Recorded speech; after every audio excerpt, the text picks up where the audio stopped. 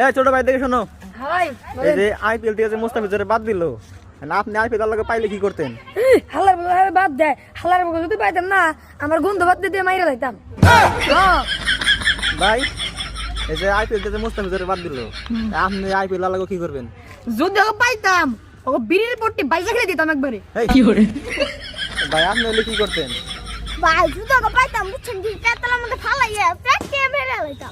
ভাই আচ্ছা এই যে বড় ভাই আইপিএল থেকে যে মুস্তাফিজের বাদ দিল, আপনি যদি শাহরুখ খান অথবা আইপিএল আল্লাহকে পাইতেন কি করতেন? ভাই আমি কি করতাম জানেন? কলা খাওয়া দিতাম, যে কলা খাওয়াবো কলাতে নাম তো না গো, বুঝছেন কি ভাই?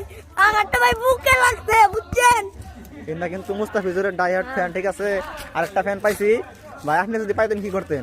ভাই আমি যদি পাইতাম আল্লাহর কসম মারে পাও দিয়ে পিছে পিছে একবারে ঘুষায় মাইরা লাইতাম। আজকে থেকে তাহলে ইন্ডিয়া বয়কট, একসাথে কও সবাই।